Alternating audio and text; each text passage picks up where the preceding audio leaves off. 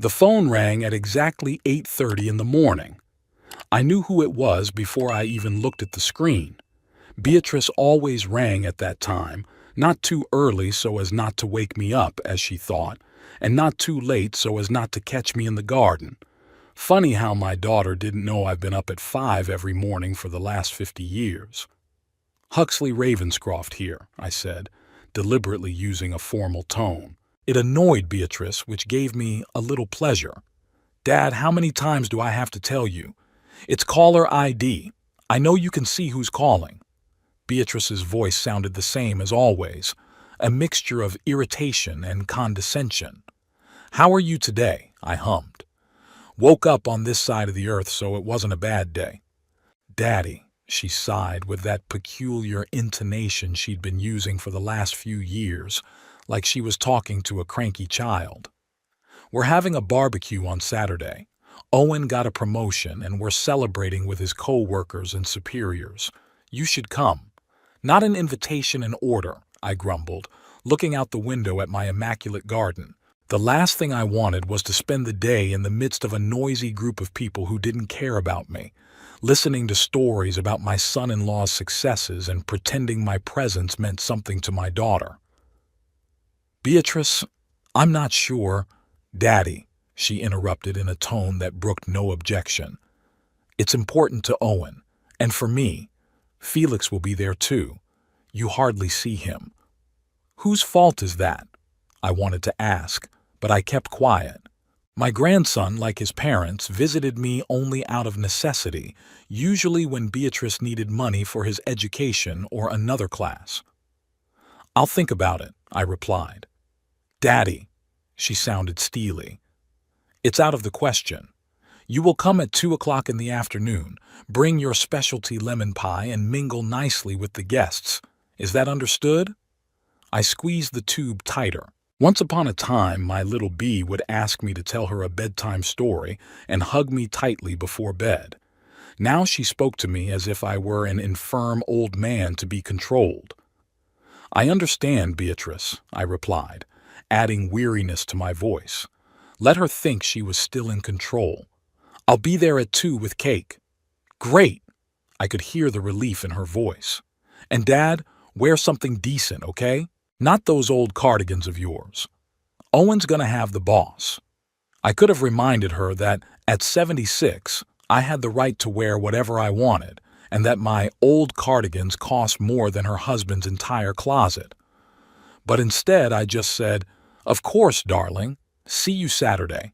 She disconnected without even saying goodbye. I put the phone down and looked at the picture of Eleanor on the mantelpiece. My Nora, with her bright eyes and warm smile, had died 7 years ago of cancer. We had lived together for 43 years. After she died, everything changed. "You should see what our daughter has become," I said quietly to the pictures. When Nora was alive, Beatrice came every weekend with Owen and little Felix. We'd have family dinners.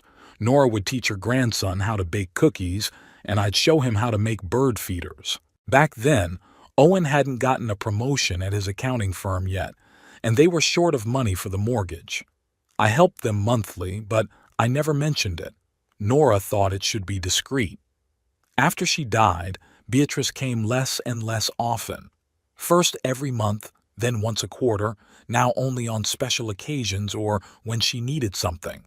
But she called every week to see if I was still alive and hadn't done anything unreasonable with our money. I chuckled. If only she knew how much I really had.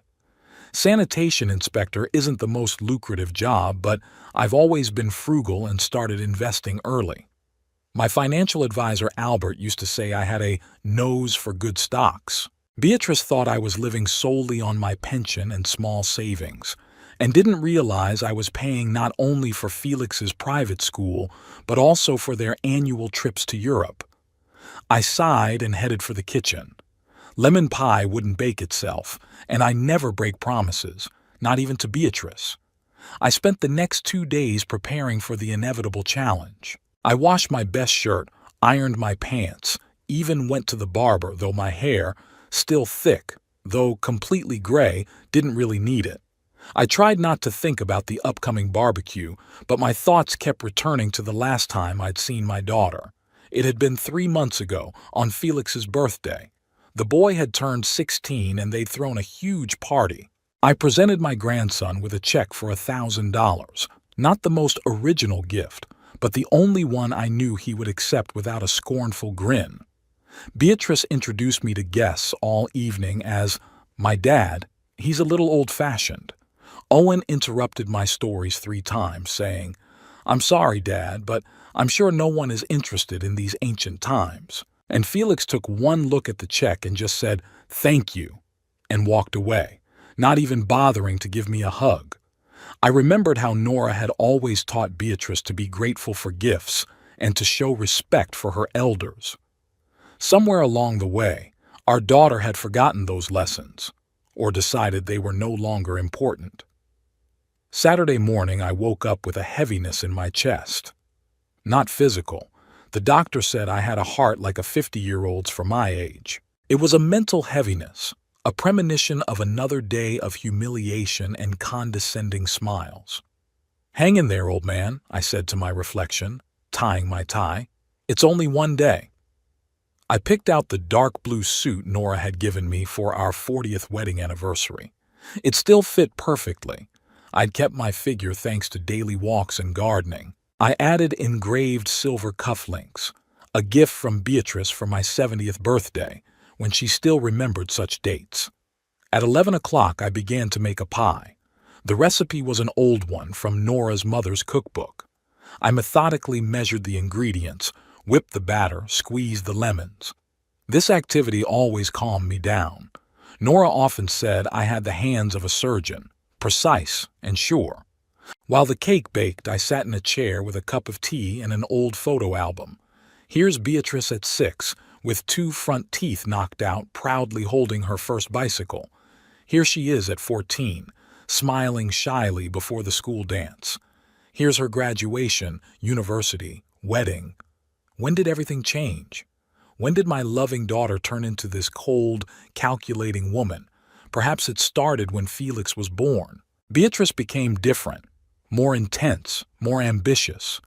Or when Owen got his first promotion and they moved to a more upscale neighborhood. Or when Nora died and there was no one left to soften the growing gap between us. The ringing of the timer snapped me out of my musings. The pie was ready, golden, flavorful, perfect. I carefully packed it in a special container for transportation. Beatrice and Owen's house was a 20-minute drive from mine, in a new neighborhood with identical expensive houses and perfectly mowed lawns. I never understood why I would pay that kind of money for a house that looked like dozens of others. My old Victorian mansion cost half as much but had character and history. I parked my Buick sedan, another object of ridicule by Owen, who thought it was old-fashioned, and paused for a moment looking at the house. Through the large windows, I could see people gathered inside and in the backyard. Music, laughter, the smell of roasting meat, an ordinary happy family celebrating success. And I, a stranger among them, got to play the part of the sweet old dad. I took a deep breath, picked up the pie, and got out of the car. With every step toward the house, the urge to turn around and drive away grew. But I couldn't. Not because of Beatrice, but because of the promise I'd made to myself to be better than how they treated me. The door opened before I knocked. Beatrice, flawless in a light blue summer dress with perfect hair and makeup, looked me over appraisingly. "Daddy, you're late," she said instead of greeting me. I looked at my watch. It was 1 hour 58. "I'm sorry, honey." "Movement," I lied, not wanting to start an argument. She took the pie from me and wrinkled her nose. "Lemon? I thought you were bringing strawberry. Owen's guests prefer berry desserts." "You asked for specialty," I reminded her. "My specialty is lemon." She sighed like a martyr. "Okay, whatever. Come on in, everyone's here." I followed her into the house, mentally counting to 10. It was going to be a long day. Beatrice and Owen's house was bustling with activity. There were people with glasses everywhere, laughter, and the sense of grilling and perfume in the air. I felt like I was in someone else's movie. The scenery was beautiful, but the part was not. Dad, do you remember Robert Sheldon, the vice president of Owen's company? Beatrice motioned me toward a tall man with a perfectly trimmed beard. Sure, I lied, extending my hand. It's nice to see you again, Robert. Likewise, Mr. Ravenscroft. He shook my hand with an expression of polite indifference. Beatrice has told me a lot about you. I doubted it. My daughter didn't mention my name in conversation if she could avoid it. Daddy used to be a sanitation inspector, Beatrice said in the tone one usually used to say. He used to take out the garbage. Quite a honorable profession. Robert was obviously choosing his words. It must have been interesting. Oh, don't make him tell stories, Beatrice laughed. We'll all go hungry here. Papa can talk for hours about the poor hygiene of restaurants. Robert smiled politely and used the approaching woman as an excuse to move away. Beatrice looked around. Dad, get yourself something to drink and introduce yourself to the guests. I need to check on the barbecue. She walked away, leaving me alone among the strangers. I moved slowly toward the drinks table, trying to look casual. A glass of good scotch, I thought, would make this day a little more bearable. Grandpa. I turned around. Felix was standing by the table, tall for his 16, with a mop of dark hair and a perpetually bored expression. He was wearing some ridiculously expensive jeans and a t-shirt with the name of a band I'd never heard of. Felix. Good to see you, I smiled. How was school?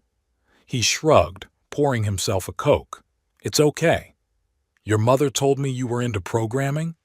I did. How'd it go? I gave it up. He took a sip. It got boring. I nodded, not knowing what else to say. Once my grandson and I could talk for hours. I taught him how to fish, how to make bird feeders, how to talk about constellations. Now it's like there's a wall between us. Grandpa, I have to go, Felix said suddenly, looking over my shoulder. My friends are there. He walked away without waiting for an answer. I turned around and saw a group of teenagers appearing in the backyard. Apparently, Beatrice had allowed her son to invite his friends over. I poured myself a scotch and stepped aside, watching the scene. Owen stood at the grill, surrounded by co-workers loudly telling some story. Beatrice fluttered between the guests, playing the role of the perfect hostess. Felix and his friends kept to themselves, constantly checking their phones. I felt like a ghost, visible but not real. Are you Beatrice's father? The woman who approached me asked. Yes, Huxley Ravenscroft, I introduced myself. Pamela Greer, wife of Tom, Owen's co-worker, she smiled. You must be proud of your daughter. Such a beautiful family, such a successful husband. Yes, very proud, I replied automatically. I always say that the most important thing is family, Pamela continued. My parents live with us. You know, at their age, you can't be alone. Do you live with Beatrice too? No, I have my own house. Oh, she looked at me with sympathy. It must be hard to be alone at that age. I'm 76, not 106, I said, irritated. And I'm doing just fine on my own. Pamela looked embarrassed. Of course, I didn't mean to offend. It's just that my parents, she stammered. Excuse me. I need to find my husband. She hurried away and I took a sip of scotch, feeling bitter from more than just the drink. Only 15 minutes here, and I already wanted to leave. Daddy, Beatrice sprang up next to me. I see you've already started drinking. Please don't drink too much. Remember what happened at Christmas? I had 3 glasses of wine and told a joke that Owen thought was inappropriate. Beatrice, I'm having the first glass. Good, good. She held up her hands. I'm just worried about you. At your age, alcohol. At my age, I interrupted, scotch is one of the few pleasures that still matters. She rolled her eyes. Okay, Dad. Just don't start lecturing me on the joys of growing old. We'll be eating soon. Don't sit in the corner. Socialize. She left and I stayed, feeling my face burning with humiliation. With each visit to this house, I realized more and more clearly my daughter was ashamed of me. I finished my scotch and decided to go out into the yard. Maybe the fresh air would help me get through the day. Beatrice's backyard was as immaculate as anything in her life. Perfectly cut grass, expensive garden furniture, a large pool with crystal clear water. Around the grill, men crowded around discussing some financial news. Women sat in groups under a large umbrella. Teenagers lounged by the pool. I found a vacant chair off to the side and sat down, watching everyone. No one was paying attention to me, and that was a good thing. Better to be invisible than to be the object of fake sympathy or poorly concealed irritation. My thoughts returned to Nora. How would she handle this situation? Probably find a way to melt the ice, make everyone feel comfortable. She always had a knack for smoothing things over. But without her, it was as if I'd lost a part of myself that could be a pleasant conversationalist. "Daddy!" Beatrice's voice broke me out of my thoughts. "Why are you sitting here alone? Come to the table. We're starting dinner." I got up and went to the large table covered with a white tablecloth. The guests were already seated, and I noticed that my seat was at the far end, next to the children. Typical Beatrice, away from the important guests. Owen took a seat at the head of the table and raised his glass. "Friends, I am delighted to welcome you to our home." He smiled, his trademark smile that never reached his eyes. "Thank you for sharing this special day with us. As you know, after 10 years with the company, I have finally been promoted to CFO." Applause and congratulations erupted. "Of course it was a team effort," Owen continued, "and I want to thank my beautiful wife Beatrice, who has always supported me." Everyone looked at Beatrice, who was smiling modestly, though I knew she was cheering inside. Status had always been more important to her than anything else. "And also my son Felix, who put up with my late returns and working weekends." Owen nodded toward his son, who hadn't taken his eyes off the phone. "And of course, our extended corporate family, especially Robert, who believed in me." Robert raised his glass in response. "And of course, my father-in-law Huxley," Owen pointed at me, and all eyes turned to me, "who's always been, an example of hard work." There was something condescending in his tone that made me cringe, but I smiled and raised my glass. "To Owen," I said. "To Owen." Everyone cheered. Dinner began, and the conversations flowed around me. I silently ate a steak that was overcooked and a salad that had too much vinegar in it. No one addressed me, and I didn't try to interfere with the conversations. What could I say to these people discussing stocks, real estate, and the latest car models? "Mr. Ravenscroft," Robert suddenly turned to me. "Beatrice tells me you were a sanitation inspector." I nodded, surprised at the sudden attention. "Yes, 35 years. "You must have seen a lot," he smiled. "What was the worst violation you found?" I began to tell a story about a restaurant where I found cockroaches in the pantry. It was one of my favorite professional stories, and I knew how to make it interesting. However, no sooner had I reached the halfway point than Owen laughed out loud at someone else's joke, interrupting me. All attention turned to him. "I'm sorry, Daddy," Beatrice smiled guiltily. "You'll tell me later." "Robert, have you heard about Anderson's new project?" I became invisible again. Slowly finishing my steak, I watched these people, successful, confident, laughing at jokes I didn't find funny. My world and their world were parallel universes that happened to cross paths at this barbecue. After dinner, everyone scattered around the yard. I helped put the dishes away, despite Beatrice's protests, and went out to the pool. The day was hot, and the cool water looked inviting. Of course, I wasn't going to swim. I hadn't brought my swim trunks, and I didn't want to expose my old body to the world. "Hey, Grandpa," Felix suddenly appeared next to me. "Mom said you used to be a champion swimmer?" "Not champion," I smiled, surprised by his interest. "But I was on the swim team in college." "Cool." He seemed genuinely interested. "And what was your best score?" I started talking about my younger years, about competing, about practicing at 5 in the morning. Felix listened, asked questions, and for a moment I felt a glimmer of hope. Maybe not all was lost with my grandson. "Hey, Felix," one of his friends called out to him. "Come on, Jason's got a new game." "Now," Felix shouted, then turned to me. "Sorry, Grandpa, I have to go." "Sure," I nodded. It was nice to talk. He ran off and I stayed by the pool looking at the water and remembering my youth. Back then, everything seemed possible. I thought I would be an architect, designing great buildings, but life turned out differently. After my father died, I had to drop out of school and find a job to support my mother. The position in the sanitary service was stable, with a good pension. I didn't regret my choice. It allowed me to provide for my family, to give Beatrice the education I could only dream of. "Dad," Beatrice's voice interrupted my thoughts. "You've been sitting alone all day. Why don't you socialize with the guests?" "I was talking to Felix," I answered. "Yes, he said you were telling him about your voyage," she sighed. "Dad, no one is interested in stories from 50 years ago." Felix was interested. "He's just a polite boy." She looked at me with the expression I hated most, a mixture of pity and annoyance. "Look, maybe you should go home. You look tired." "I'm fine," I replied stubbornly. "Come on, Dad. I can tell you're not comfortable here. All these people are 30 or 40 years younger than you.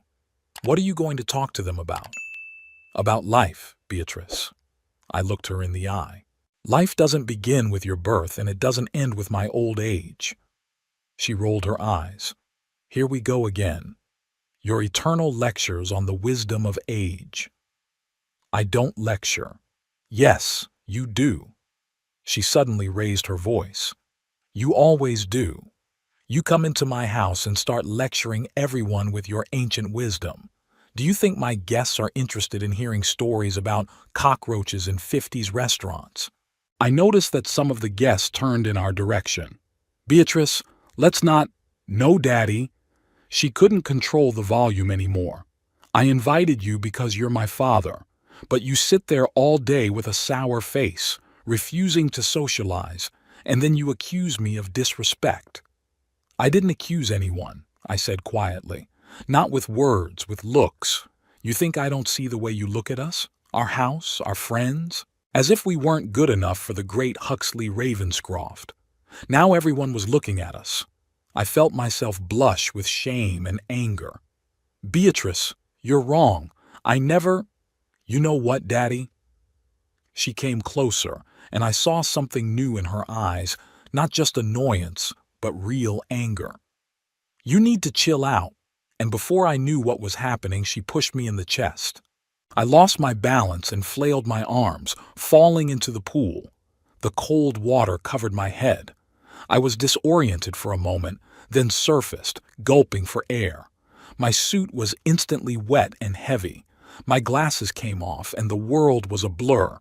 Through the noise in my ears, I heard laughter. Everyone was laughing. My own daughter had pushed me, a 76-year-old man, into the pool, and people found it funny.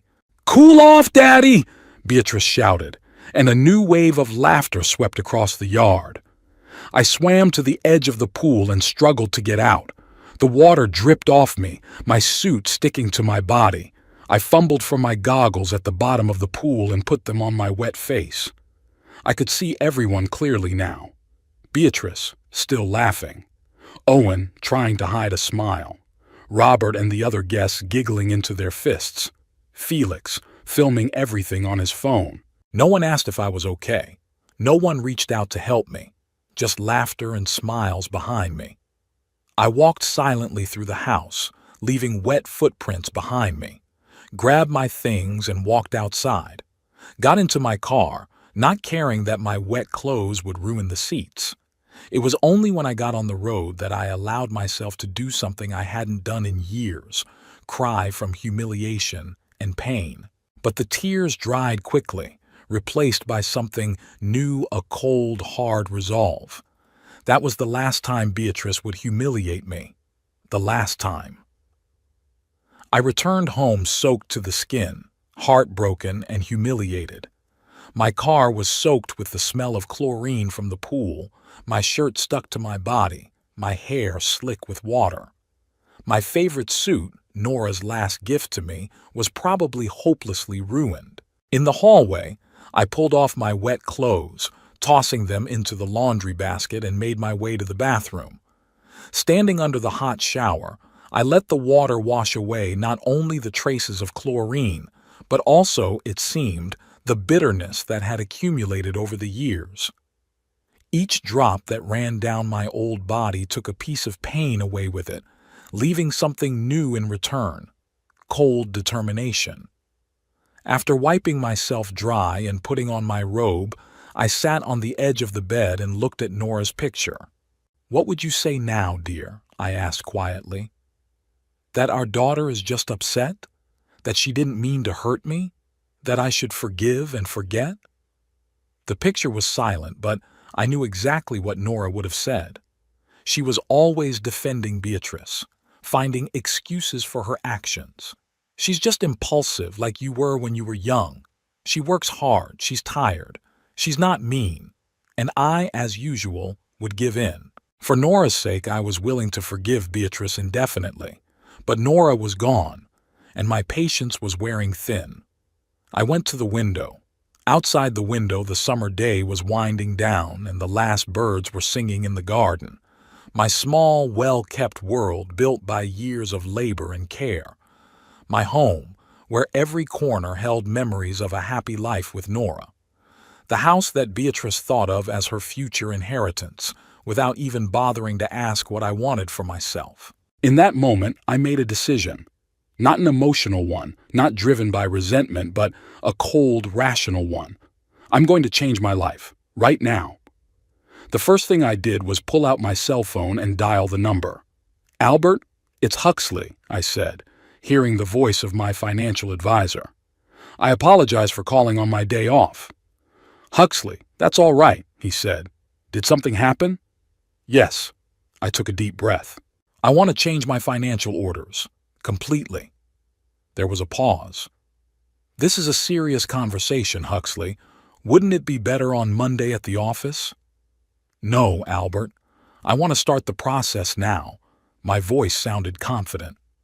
"First of all, I want to close the account my daughter has access to. The one that pays your grandson's tuition." "That's right.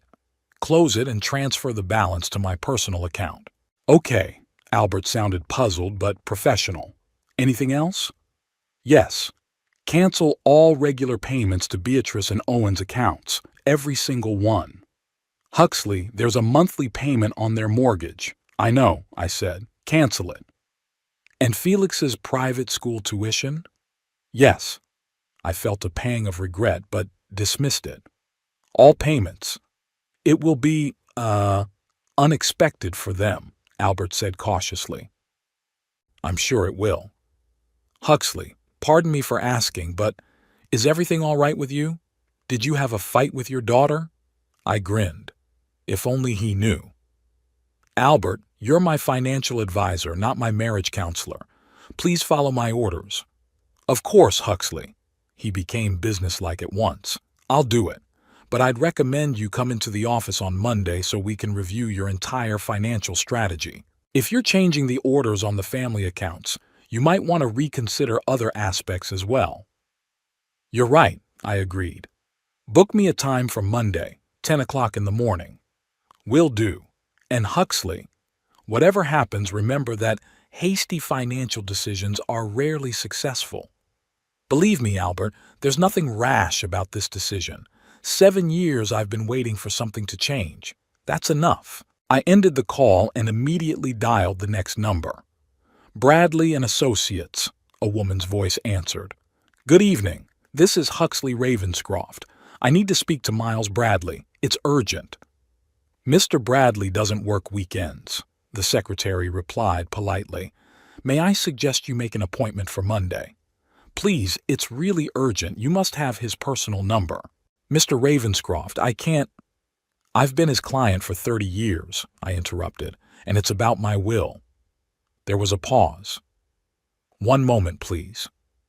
A few minutes later, a familiar voice sounded in the receiver. "Huxley? It's Miles. What's wrong?" "Miles, I need to completely rewrite the will," I said without preamble. "How quickly can we do it?" "Rewrite?" He sounded stunned. "Completely?" "Yes. I want to exclude my daughter and her family as heirs." "Huxley," his tone became cautious, "this is a very serious decision. What happened?" "It's personal, Miles. I just want to know how fast we can do it."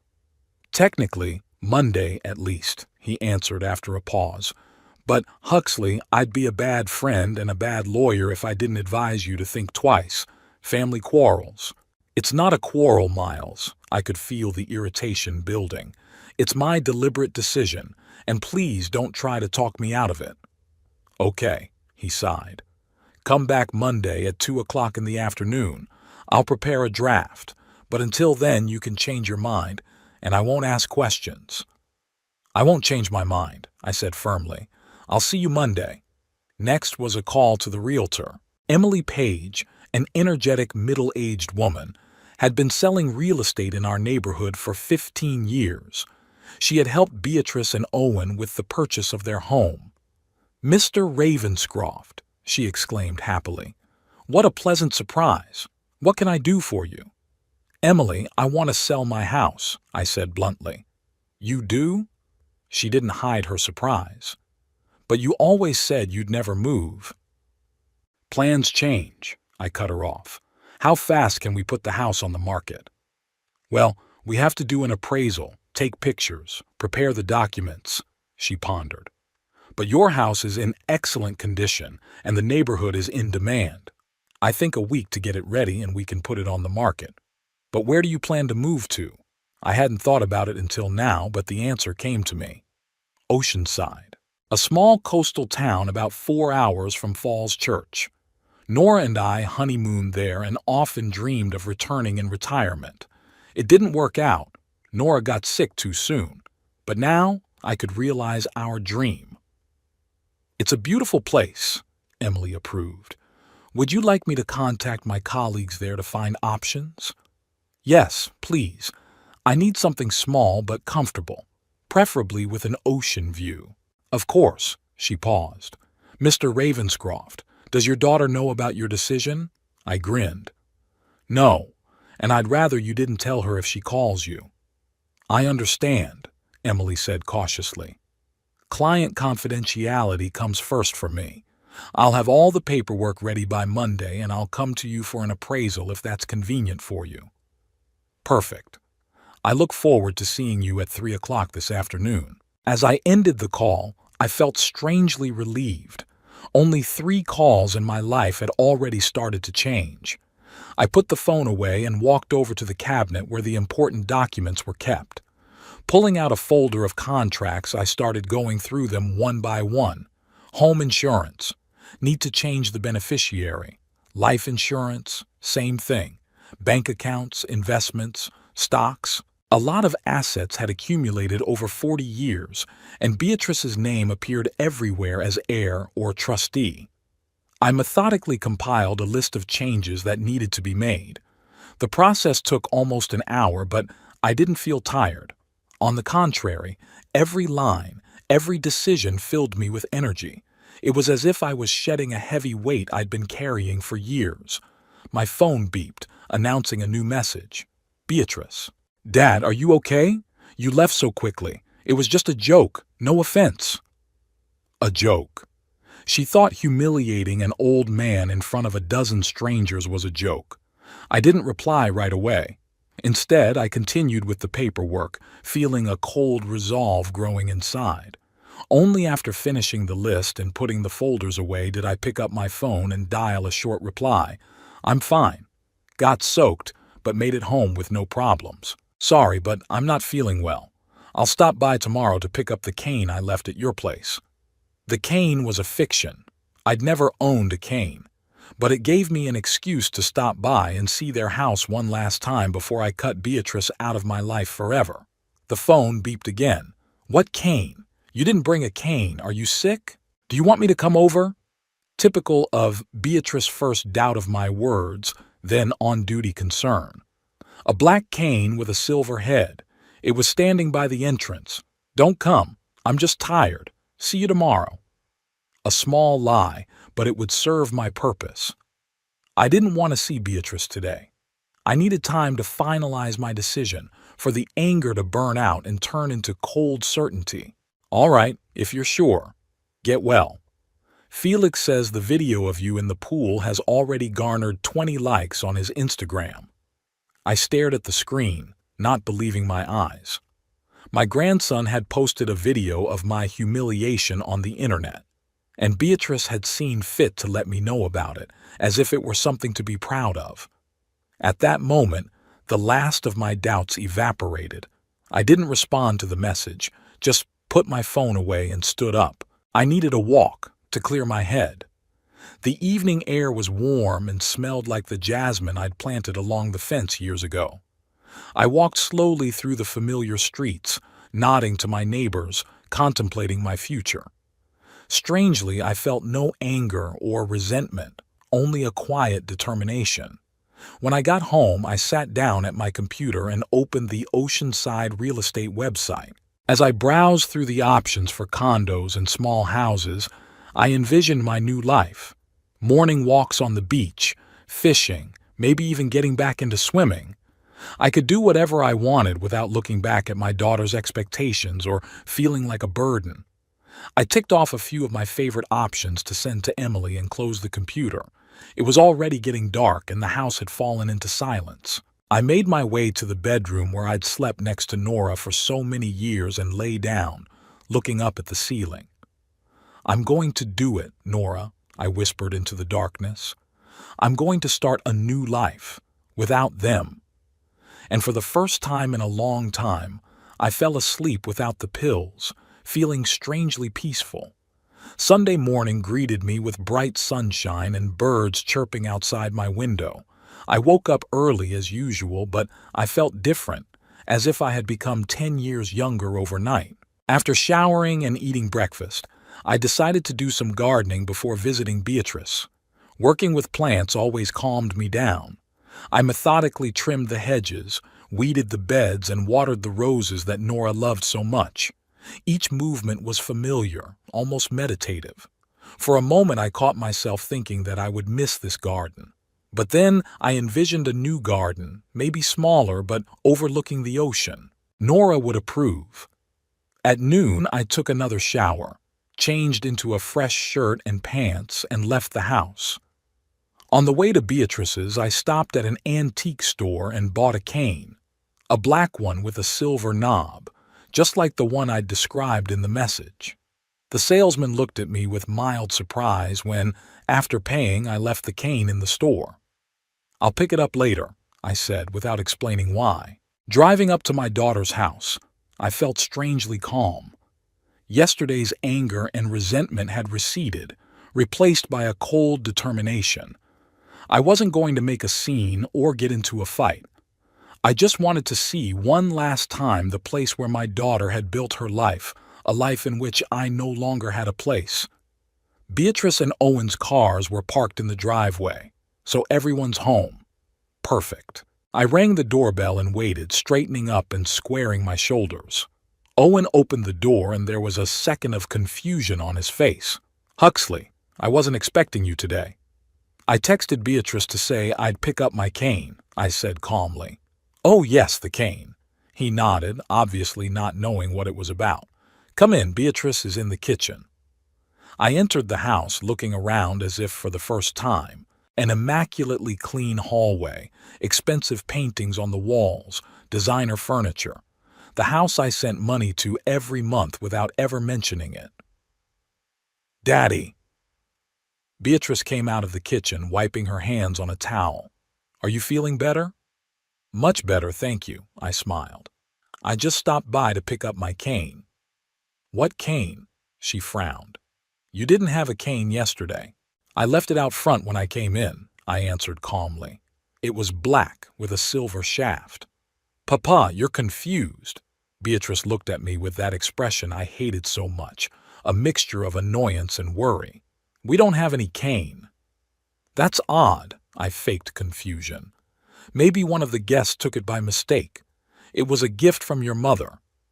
Beatrice and Owen looked at each other. The old man's out of his mind, they said. Papa, Mama never gave you a cane, Beatrice said softly. Did you dream it? Maybe, I shrugged. At my age, sometimes you confuse reality and fantasy. Why don't you have some tea? She suggested, clearly concerned about my condition. With pleasure, I nodded. We went into the kitchen where Felix sat staring at his phone. Hi, Grandpa. He didn't even look up. Hello, Felix. How was your video? Did it get a lot of likes? He finally took his eyes off the screen and looked at me with slight confusion. What do you mean? The video of me falling into the pool. Your mother said you put it on the internet. Beatrice, who was pouring tea, froze. Dad, I didn't say... Felix says the video of you in the pool has already garnered 20 likes on his Instagram, I quoted her message. Didn't it? Felix blushed and ducked back into his phone. Beatrice set the cup down in front of me and sat across from me. Dad, it was just a joke. Felix had already deleted the video. Did he? I turned to my grandson. Deleted it? He nodded reluctantly, not looking me in the eye. Yes, Grandpa. I'm sorry. I took a sip of tea. No need to apologize. I realized how funny the old man falling into the water looked. A real comedy. Dad, Beatrice sighed. I've already apologized. It was a stupid joke. I didn't mean to offend you. Of course, I nodded. By the way, I was thinking about what we discussed last month, about helping with the mortgage. Beatrice's face brightened. Last time she complained about the high payments, I hinted I might be able to help. Yes, I've been meaning to talk about that, she perked up. The bank raised the interest rate and now we're paying $300 more each month. With Felix's school expenses, it's getting a little hard. I thought, I interrupted, that you could manage on your own. After all, Owen got a promotion, and Felix could go to a regular school. Public education isn't so bad, I got it myself. There was silence. Beatrice looked at me, not believing her ears. But Daddy, we were talking. I changed my mind. I finished my tea and put the cup down. Thank you for the tea. It was wonderful. I'd better be going. Since the cane isn't here, I'll have to buy a new one. I stood up, feeling the stunned looks on my face. Beatrice followed. Daddy, wait. Are you sure you're feeling all right? You seem a little different today. I feel fine, I smiled. Better than I have in the last 7 years. 7 years? She frowned. Since Mom... Exactly, I nodded. Thank you for your hospitality. Say hello to the guests the next time you push someone into the pool. And with those words, I headed for the exit, feeling the confusion growing behind me. At the door, I turned around and looked at my daughter one last time. Take care of yourself, Beatrice. Monday was a busy day. In the morning, I met with Albert, my financial advisor. He prepared all the paperwork and we methodically reorganized my financial life. Albert tried several times to gently probe the reasons for my decisions, but I answered evasively. Eventually, he gave up and just carried out my instructions professionally and clearly. At 2 o'clock in the afternoon, I was in Miles Bradley's office. My old friend and attorney looked concerned but didn't lecture. We drew up a new will in which Beatrice and her family did not appear at all. I decided to give the bulk of the inheritance to several charitable organizations, including the Cancer Research Foundation, the disease that took my Nora. Are you sure, Huxley? Miles asked as I signed my name. Is this the final decision? Yes, I answered firmly. I'm absolutely sure. At 3 o'clock, Emily, the realtor, arrived. She inspected the house, assessed its condition, and made a list of cosmetic changes that would help it sell for more money. Your house is in perfect condition, Mr. Ravenscroft, she said with genuine admiration. There aren't many houses like that these days. I think we can get it above market value and still find a buyer quickly. We discussed the details, and I signed the contract for the sale. Emily promised to look for a suitable property in Oceanside. I gave her a list of requirements: a small house or apartment with an ocean view, a quiet neighborhood, preferably with a garden or at least a terrace. In the evening, I turned off the landline and put my cell phone on silent. I didn't want anything to distract me from my plans. Of course, Beatrice called. I could see the missed calls, but I didn't call back. On Tuesday, I got busy sorting through my things. There was a lot of stuff that had accumulated over the 45 years I'd lived in this house. I decided to take only the essentials and valuables with me. Photos of Nora, her jewelry that I keep for keepsakes, a few favorite books, clothes, and necessities. The rest could be sold with the house or given to charity. Beatrice kept calling. Tuesday night, she left her first voicemail message. "Daddy, why aren't you answering? I'm worried. If you don't call me back by tomorrow, I'm coming over to see if everything is okay." I didn't call back. Wednesday morning, I got a text from Emily. She had found a few options in Oceanside and offered to go see them on Thursday. I agreed. In the afternoon, the doorbell rang. I knew it was Beatrice, so I decided not to open it. The calls got more and more insistent. Then I heard her banging on the windows and calling for me. I sat in the study looking through old photo albums and didn't respond. "Daddy, I know you're home. Open up now." Her voice sounded scared and annoyed at the same time. After a while, I heard her talking on the phone. Apparently, she was calling Owen. After another 10 minutes, the noise died down. When I looked out the window, I saw that her car was gone. In the evening, another doorbell rang. This time it was the police, 2 young officers who had been summoned by the worried daughter. "Mr. Ravenscroft?" one of them asked. "Your daughter has reported that she can't get in touch with you. She is worried about your health." "As you can see, I'm alive and well," I replied as I opened the door. "I just decided to take a little break from socializing." The officers examined me carefully, satisfied that I was of sound mind, and left, promising to inform Beatrice that I was all right. 10 minutes after they left, the phone rang. This time, I decided to answer it. "Daddy." Beatrice's voice sounded indignant. "What's going on? Why didn't you answer the phone? I almost went crazy with worry." "I was resting," I replied calmly. "I have the right. Resting? For 3 days?" She was almost screaming. "I came and knocked on all the windows.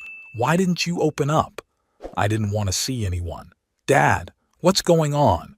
Are you sick? Are you mad at me? If it's because of the pool incident, I've already apologized. It was a stupid joke." "I'm not offended, Beatrice," I said in an even tone.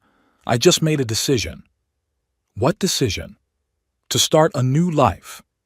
There was a pause. "What do you mean?" Her voice became strained. "Exactly what I said. I've decided to change my life." "Dad, you're scaring me. I'll come over and we'll talk." "You don't have to. I won't be home tomorrow.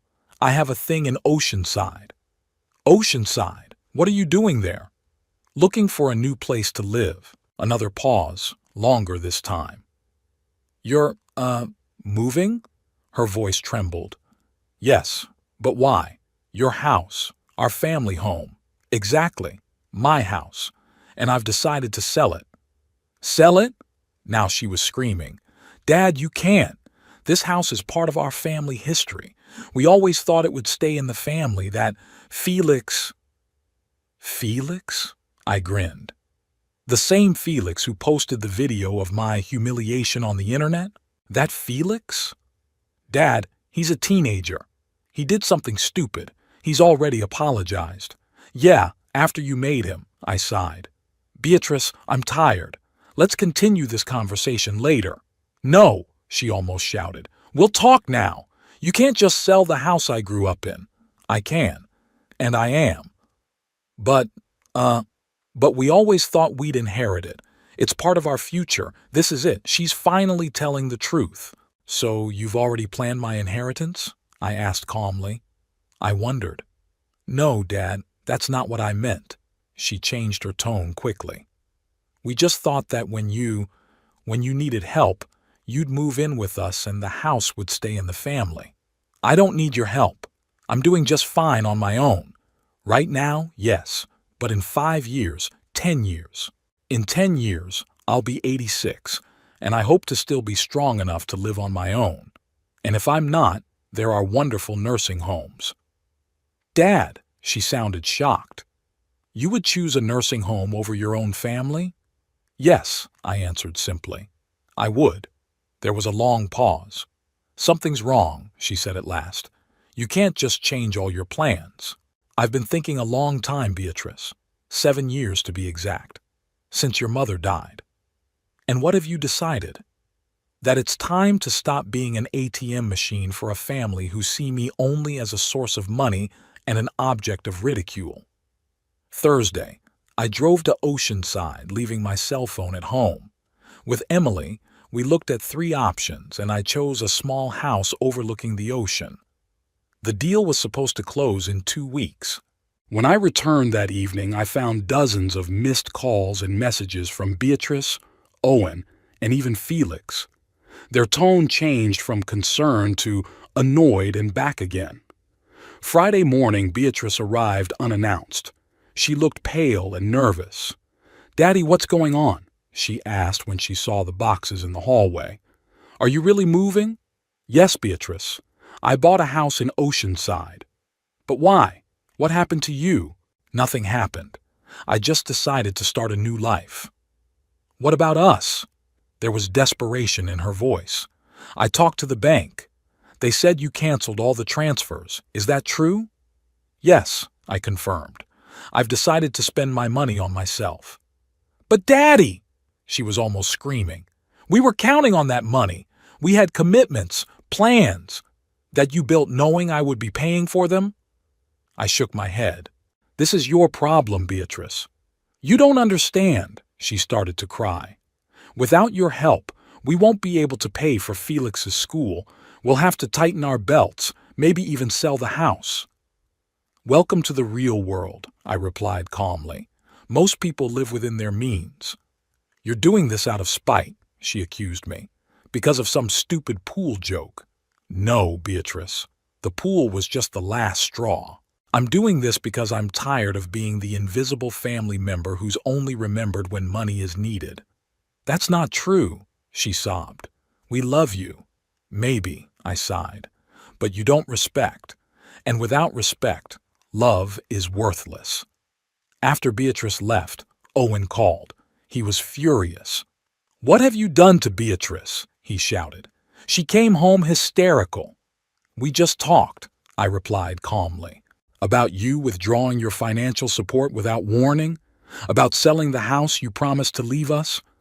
"I never promised to leave you the house, Owen. That's your fantasy." "Huxley," his tone suddenly changed, almost pleading. "Without your help, we can't pay for Felix's school. We're going to have to make severe cuts."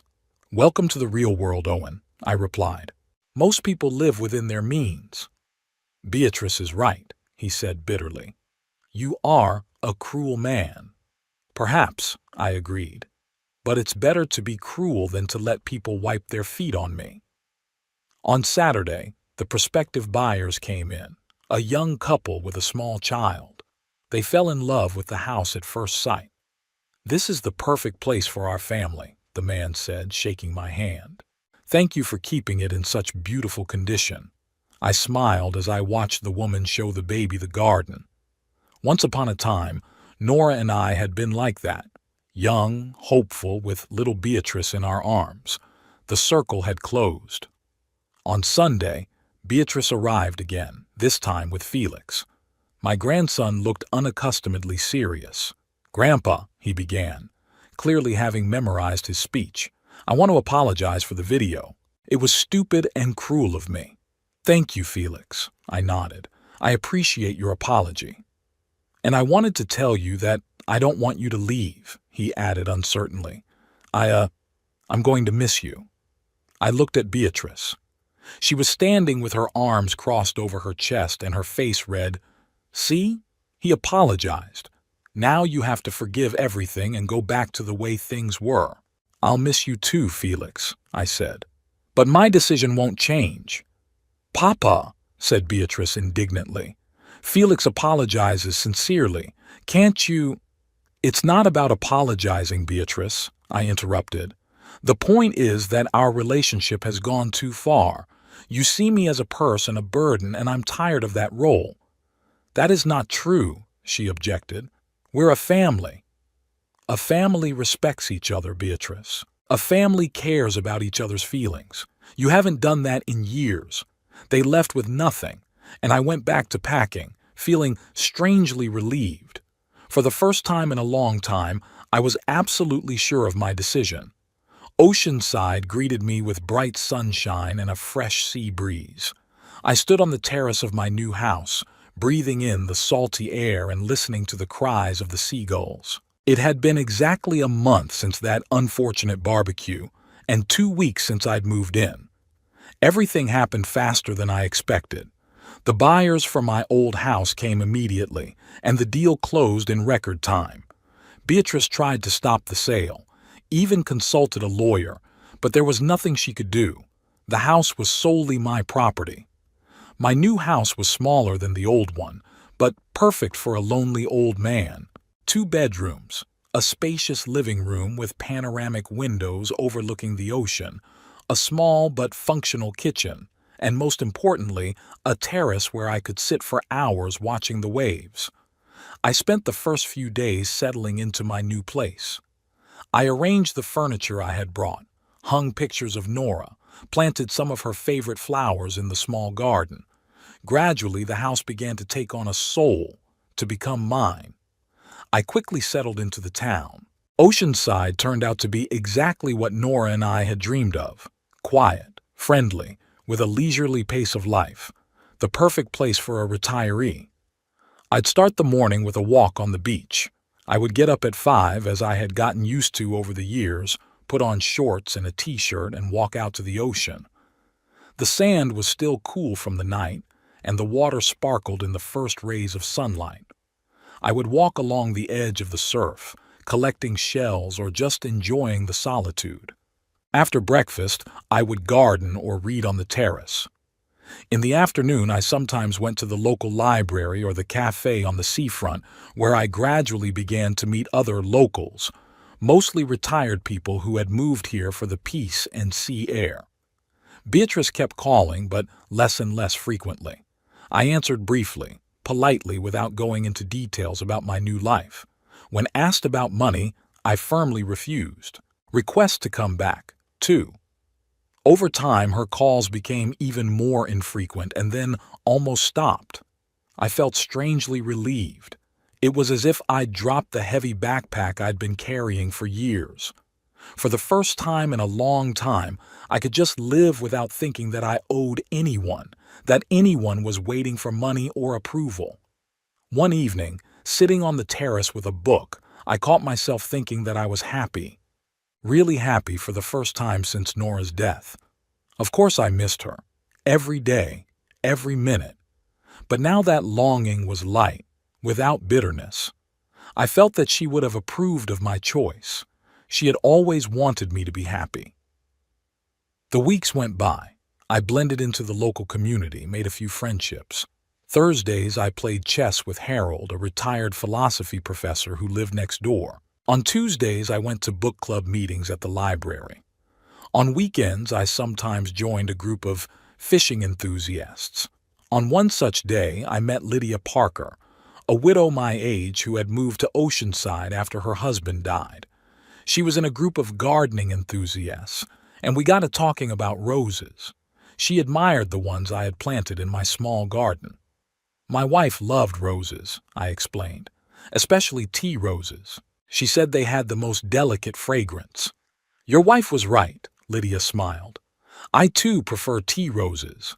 My husband planted a new variety in our garden every year. We talked all evening. Lydia turned out to be an interesting conversationalist, intelligent with a good sense of humor, and, importantly, she did not try to pity or patronize me, as many other acquaintances my age. Gradually, our meetings became regular.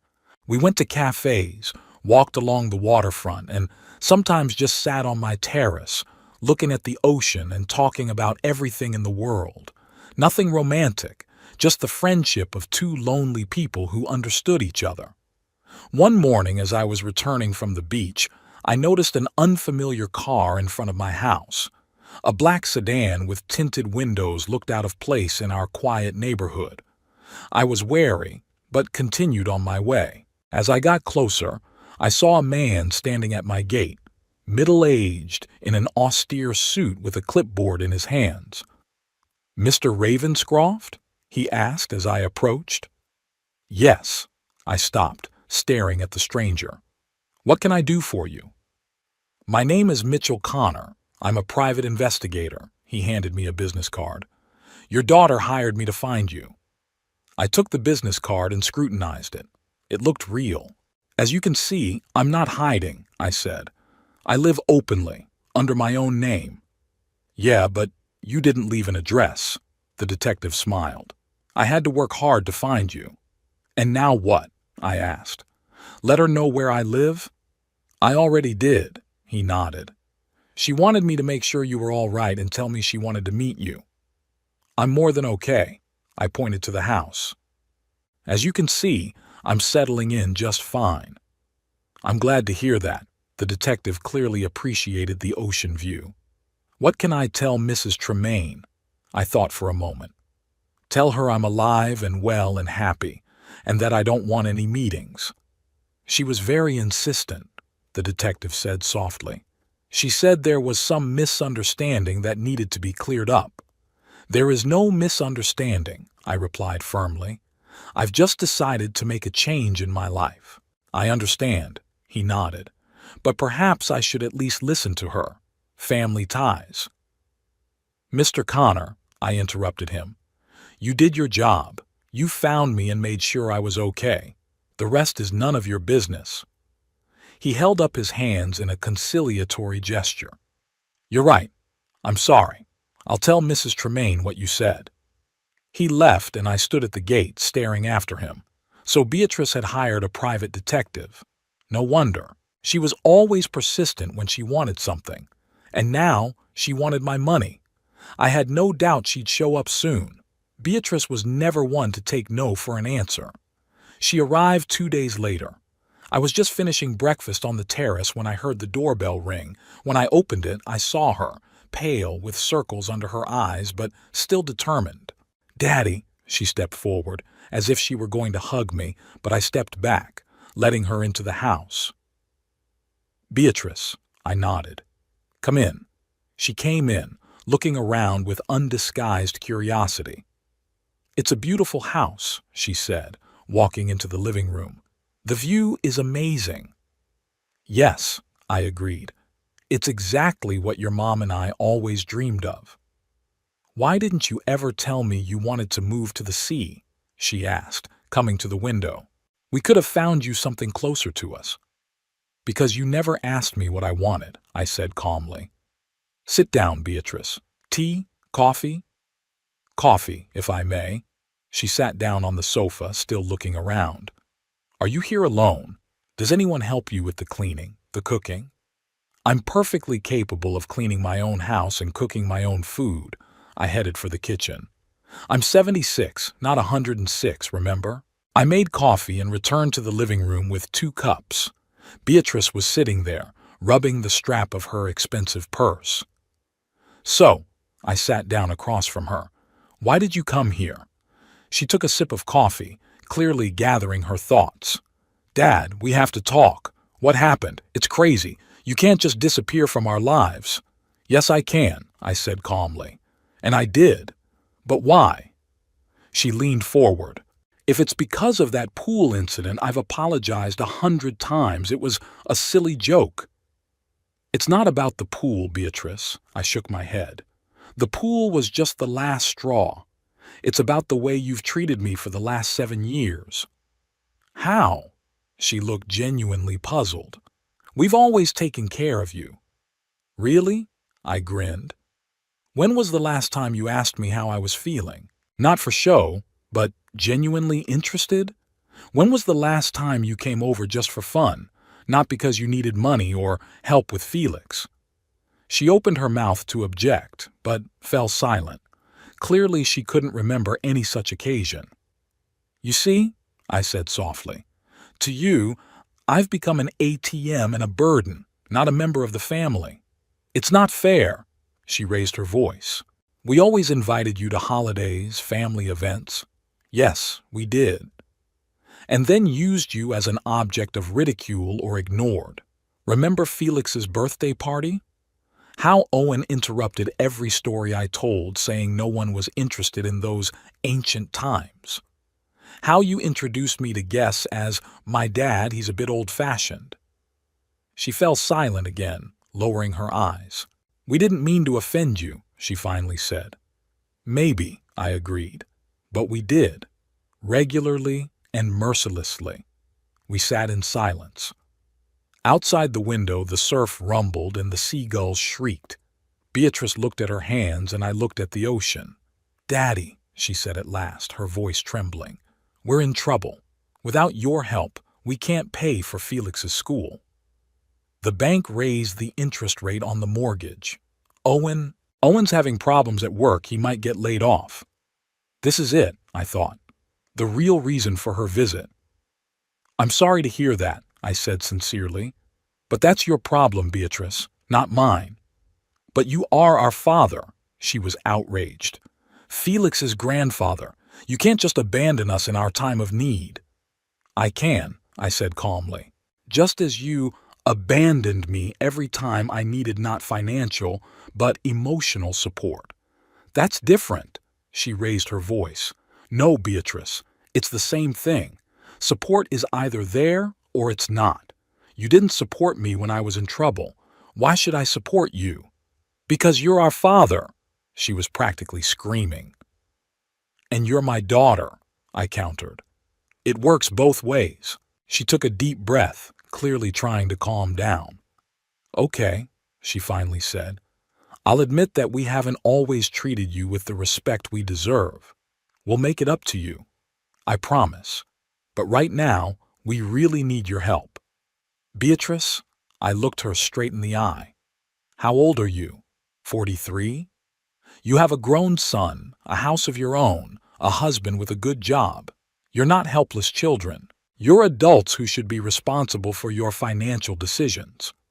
"But we were counting on your help," she objected. "You helped us for years and then suddenly you stopped." "Yes, I did, because I realized you were taking my help for granted. No gratitude, no respect." "We are grateful," she insisted.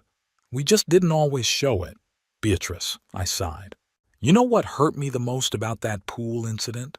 Not that you pushed me. It wasn't that everyone was laughing. It was that no one, not you, not Owen, not Felix, even asked if I was okay. A 76-year-old man fell into a pool with his clothes on, and no one asked if he was hurt, if he had a cold." She opened her mouth to object, but fell silent again. "And you know what else?" I continued. "When I left, wet and humiliated, no one tried to stop me. No one apologized. Instead, Felix made a video for his Instagram. 'Dad, she stammered. "We didn't think—" "Exactly," I nodded. "You didn't. Never about me." We were silent again. Beatrice finished her coffee and set the cup on the table. "What can I do to make things right?" she finally asked. "Nothing," I answered simply. "Some things can't be fixed, Beatrice. Too much water has passed. Too many resentments have built up." You're cutting us out of your life?" Her voice trembled. "Forever?" "I don't know what's going to happen tomorrow or a year from now," I answered honestly. "Right now, I just want to live for myself.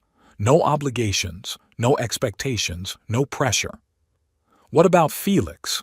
She tried to come at me from the other side. "He misses you. He wants to know when you'll be back." "I doubt it," I smiled. "Felix hardly noticed my absence, except for the fact that now you'll have to pay for his school yourself." "That's not fair." She was indignant. "He's your grandson." "Who couldn't get off the phone to talk to me when I came to see you?" I reminded her. "Who posted the video of my humiliation on the internet? who only called me once in all this time, when you probably made him." Beatrice stood up, clearly annoyed. "You know what, Dad? You're right. We haven't been a perfect family. We've made mistakes, been inconsiderate, maybe even rude. But you know what? You're not perfect either. You've always been stubborn, always thought you knew best. And now you're doing the same thing, making a decision for all of us without giving us a chance to fix it." "I'm making a decision for me, Beatrice," I said calmly. "Only for myself. You are free to live your life as you see fit." "Without your money," she said bitterly. "Yes, without my money. It's time you learned to live within your means." She shook her head. "I don't recognize you, Papa. You were always kind, caring. And now I'm taking care of myself," I finished for her. "For the first time in years." "I'll talk to a lawyer," she said suddenly. "You can't just disinherit us. It's not fair." "Talk to whoever you want," I shrugged. "I'm of sound mind and good judgment. I have every right to dispose of my property." She looked at me with a long stare that was a mixture of anger, resentment, and something else. Maybe the realization that she had indeed lost not only access to my money, but to me as well. "Was that your last word?" she finally asked. "Yes," I answered firmly. She nodded, picked up her purse, and headed for the exit. She stopped at the door. "You know, Dad," she said without turning around, "Mom would be disappointed." "Maybe," I agreed. "But I think she'd understand. She always understood me." Beatrice left and I went back to the terrace. I sat in a chair looking out at the ocean and felt a strange calmness. No anger, no bitterness, just a certainty that I was doing the right thing. That same evening I got a call from Owen. He was furious. "You've made Beatrice cry," he shouted into the phone. "She'd come back a wreck." "I just told her the truth, Owen," I replied calmly. "I'm sorry she was upset." "Sorry?" He was almost choking with indignation. "You're destroying our family over some little thing, and you're just sorry." "I'm not ruining your family, Owen," I countered. "It's your own financial irresponsibility, and it's not the change. It's the years of neglect and disrespect." "You're a selfish old man," he blurted out. "Beatrice is right. Her mother would be disappointed." Perhaps I did not give in to provocation. "But it's my decision, and it's final. We'll sue," he threatened. "You can't just disinherit us." "You can try," I grinned. "But be warned, the legal fees are high and my will was drafted by the best lawyer in town. You don't stand a chance, Owen." He launched into a torrent of profanity, and I just hung up. I didn't block their numbers. Let them call if they want. I just wouldn't be manipulated. The next few days passed quietly. I returned to my new routine. Morning walks on the beach, reading on the terrace, chess with Harold, meetings with Lydia. Life went on, and I enjoyed every day. One morning, about a week after Beatrice's visit, I found a letter in my mailbox. The return address was unfamiliar, but I recognized the handwriting on the envelope immediately. Felix. My grandson wrote to me sometimes when he was younger, usually birthday or Christmas cards. I opened the envelope and pulled out a folded piece of paper. "Dear Grandpa, I know Mom came to visit you and you had a fight. Things are very tense at home right now. My parents are always fighting about money. Mom says you abandoned us and Dad says it's her fault. I wanted to say I'm really sorry about that video. I shouldn't have filmed it, much less posted it. It was mean and stupid. I didn't realize it would hurt you so much. And I also wanted to tell you that I miss you. I really do. I know I haven't shown it before, and you probably won't believe me. But I do miss our conversations about the stars and the birds, your stories about the past. I'm not asking you to come back or to forgive your mom. I just wanted you to know that not everyone in our family thinks of you only as a wallet. Your grandson, Felix." I reread the letter several times, feeling a warmth spill into my chest. Maybe all was not lost. Maybe Felix had really grown up and realized something important. I decided to answer him. Not now, in a few days, when my thoughts had settled. But I would definitely answer him. In the evening, I sat on the terrace with Lydia.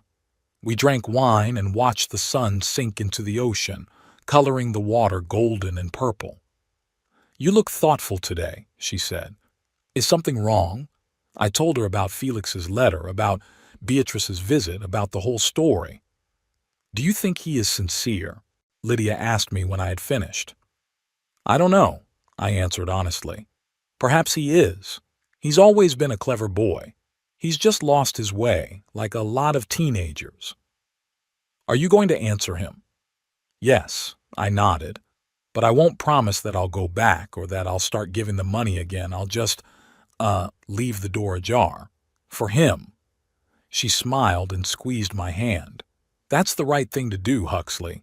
Family's a complicated thing. Sometimes you have to step back for things to change." I nodded, looking out at the sunset. Life went on. My new life, quiet, free of toxic relationships, full of small joys and big opportunities. I didn't know what the future would bring. Perhaps in time, my relationship with Beatrice would mend, if she truly changed, if she learned to respect me not for my money but for who I was. Maybe Felix will grow up to be a more empathetic person than his parents, or maybe our paths would part forever. But one thing I knew for sure, I would no longer allow anyone to treat me like an ATM machine or a burden. I deserved respect, and I finally got it, from myself.